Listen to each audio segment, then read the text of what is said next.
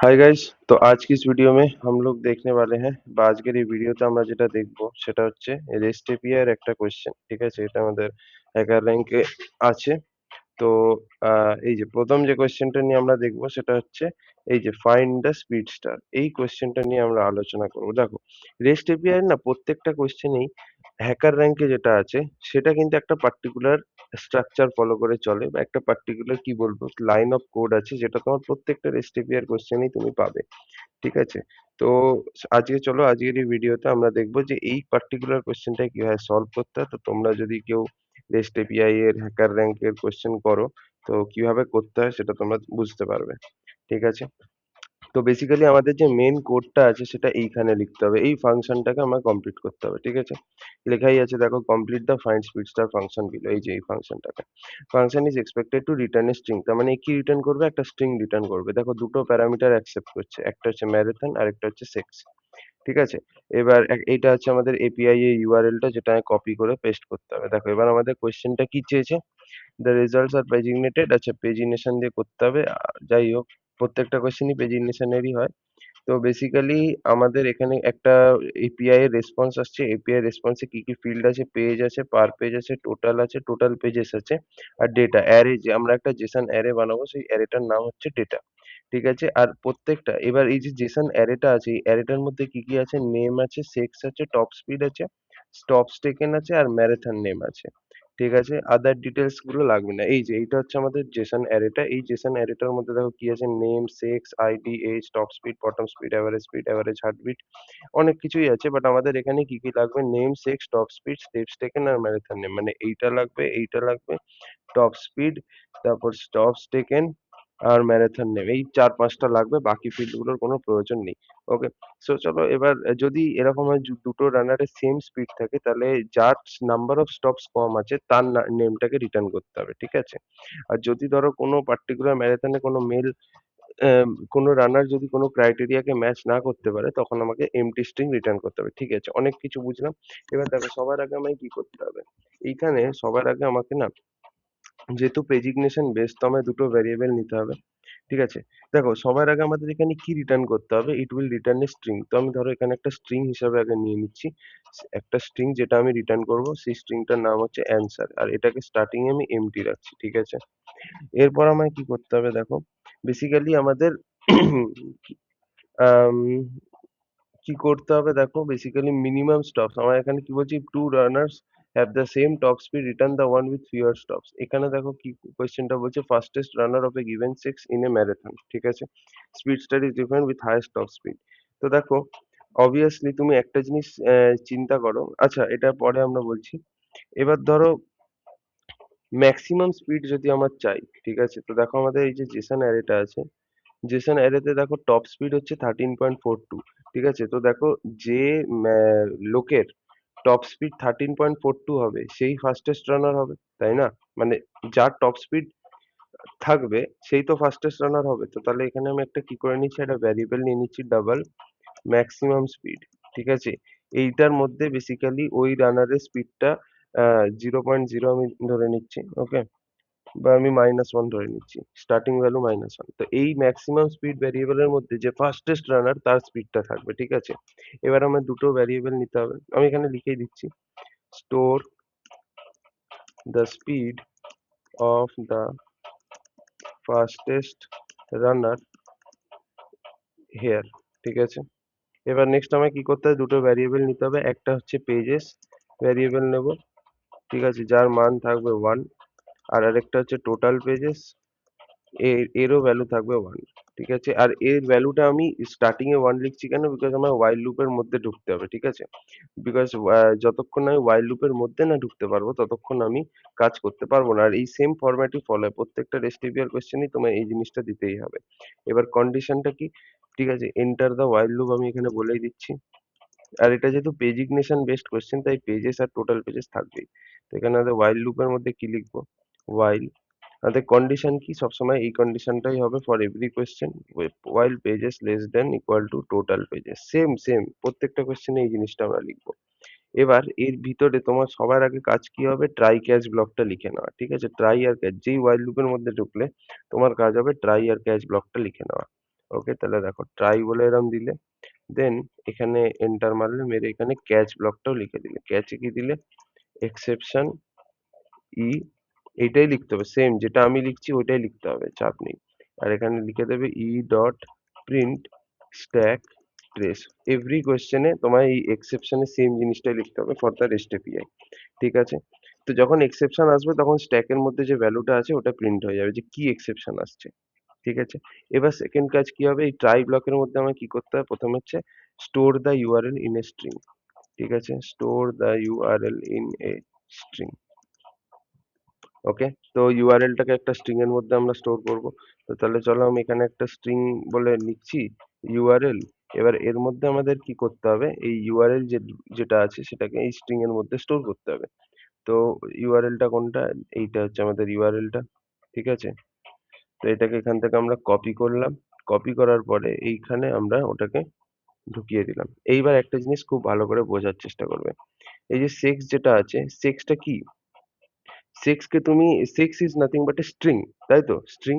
তো যেহেতু স্ট্রিং, সেই জন্য তোমায় কি করতে হবে? পার্সেন্টেজ এস দিতে হবে। কেন? বিকজ স্ট্রিং ভ্যারিয়েবল আমরা সবাই জানি percentage S, string value percentage S দিয়ে দিতে হয়। ঠিক আছে? এবার একটা জিনিস মাথায় রাখবে, প্রত্যেকটা পেজের ইউআরএল কিন্তু আলাদা হয়। কোন জায়গাটা আলাদা হয়? পেজ নাম্বারে আলাদা হয়। বাকি পুরো জিনিসটাই সেম হয়। পেজ ওয়ানের পুরো ইউআরএল পেজ টু এর সাথে সেম, একটা জায়গায় খালি আলাদা আছে, সেটা হচ্ছে পেজ নাম্বারটা আলাদা। পেজ ওয়ান এর ইউআরএল এ পেজটা ওয়ান লেখা থাকবে, পেজ টু এর ইউআরএল এ পেজটা টু লেখা থাকবে। এছাড়া বাকি সব জিনিস সেম। ঠিক আছে? তো তাহলে এখানে আমাদের কি করতে হয়? সেক্স পার্সেন্টেজেস এন্ড পেজ যেটা হবে ইজ ইকাল টু দিয়ে পার্সেন্টেজ ডি। ঠিক আছে? End page equal to percentage D. কেন পার্সেন্টেজ ডি দিলাম? তার রিজন হচ্ছে যে page is an integer, obviously either page হবে 1 2 3 4, ডেসিমাল ভ্যালু তো হতে পারে না, সেই জন্য এটা দিতে হয়। বাট একটা জিনিস মাথায় রাখতে হবে, এই যে তোমার ইউআরএল আছে, এই ইউআরএল এর মধ্যে আমাকে এই দুটো ভ্যালু এখান থেকে ম্যানুয়ালি দিতে হবে। দেখো 6 কিন্তু ইনপুট প্যারামিটার হিসাবে দেওয়া আছে, তাই এটা কিন্তু অ্যাজ এন ইনপুট যাবে ইউআরএল এ। সিমিলার এই পেজটা ছেড়ে দাও, এটা অটোমেটিক্যালি আসে, বাট স্টিল এটাও একটা ইনপুট। তো এই দুটো ইনপুটকে আমায় না এনকোড করে দিতে হবে। ঠিক আছে? তুমি যদি এনকোড না করে ডাইরেক্টলি দিয়ে দাও, ফর এক্সাম্পল ধরো সেক্স ইকুয়াল টু ফিমেল দিলে, বা sex equal to male female এরম দিয়ে দিলে, ঠিক আছে, র্যান্ডম ভ্যালু দিয়ে দিলে, তাহলে তো ও বুঝতে পারবে না। তো তোমাকে যেটা সেক্সের যে ভ্যালুটা আছে সেটাকে আগে এনকোড করতে হবে। পেজের যে ভ্যালুটা আছে, পেজের ভ্যালু এনকোড করতে লাগবে না। এই যে দুটো ইনপুট প্যারামিটার আছে, এদের ভ্যালুকে আমায় কি করতে হবে? আগে এনকোড করতে হবে, দেন আমাকে ইউআরএল এর মধ্যে দিতে হবে। তাহলে আমি এখানে লিখে দিচ্ছি encode the value of sex and encode the value of marathon, marathon name আর কি। ঠিক আছে? তো এবার এনকোড কিভাবে করব? দেখো, এর জন্য কিচ্ছু করতে লাগবে না, বলে দিচ্ছি আমি, জাস্ট এ সেকেন্ড।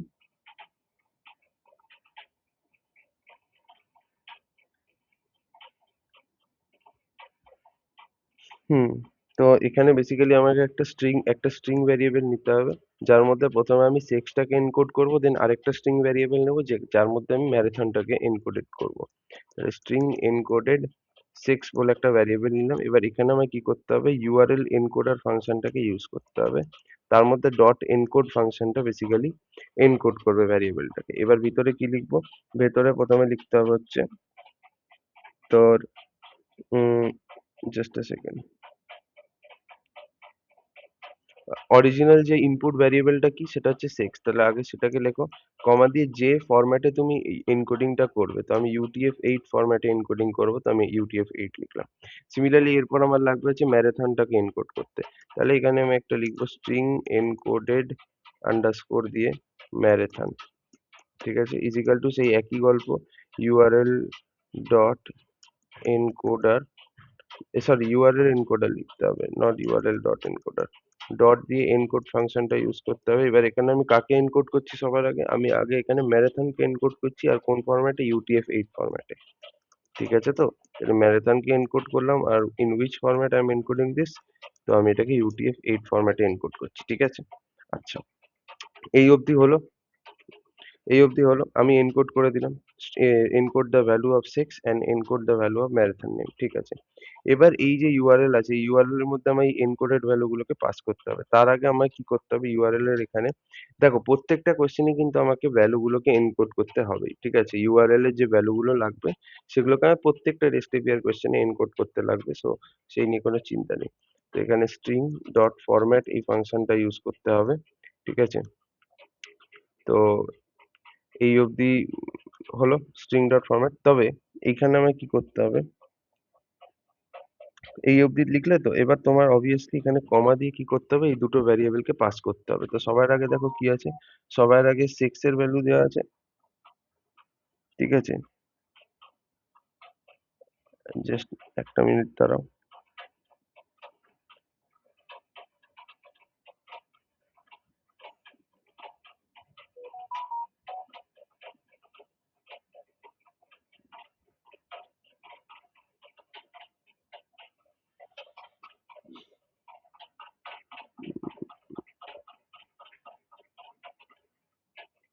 ঠিক আছে, আমার ম্যারাথনটা তো এখানে অ্যাজ সাচ লাগছে না, আমার শুধু সেক্স এর ভ্যালুটা লাগছে। দেখো এইখানে কিন্তু ম্যারাথনের জন্য কিছু দেওয়া নেই, তার মানে ম্যারাথন নেমটা হয়তো লাগবে না। ঠিক আছে, আমাকে ম্যারাথন নেম নিজে থেকে বার করতে হবে। তো সেক্সটা লাগবে, আর হয়তো ম্যারাথন লাগবে না, তো আর ওইটাকে দিচ্ছি না। তো এখানে আমি শুধু দিচ্ছি encoded sex for the sex, আর পেজের জন্য কমা দিয়ে পেজ দিয়ে দাও। কেন? বিকজ দেখো এই যে পেজের যে ভ্যালুটা আছে এটা তুমি কোথা থেকে পাবে, এই যে পেজ ভ্যারিয়েবলটা দেখছো, এই পেজেস ভ্যারিয়েবলের মধ্যে থাকবে।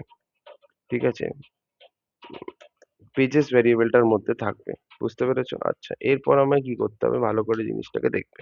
ওকে, এই অবধি হলো, এই অবধি হলো। এরপর আমায় যেটা করতে হবে সেটা হচ্ছে যে আমাকে একটা নতুন এইচটিটিপি ইউআরএল, মানে বেসিক্যালি এই স্ট্রিংটাকে এবার একটা এইচটিটিপি ইউআরএল এ কনভার্ট করতে হবে। Convert the string into HTTP URL. ঠিক আছে, এবার স্ট্রিংটাকে এইচটিটিপি ইউআরএল এ কনভার্ট করব। তো কিভাবে করব, ইউআরএল, ঠিক আছে, ইউআরএল কনস্ট্রাক্টর ইউজ করতে হবে, একটা নাম দিয়ে দাও এপিআই বা যা খুশি, is equal two new URL দিলে, দিয়ে ভিতরে তোমায় কি করতে হবে, এই যে স্ট্রিং বেসড যে ইউআরএলটা দিয়েছো তুমি, স্ট্রিং মানে যে স্ট্রিংটার মধ্যে তুমি পুরো ইউআরএলটাকে স্টোর করেছো সেটা এখানে পাস করিয়ে দাও। So that will be this. Okay, এই ইউআরএল স্ট্রিং এর মধ্যে তুমি ভরেছো ওটাকে না। তো URL API equal to new URL.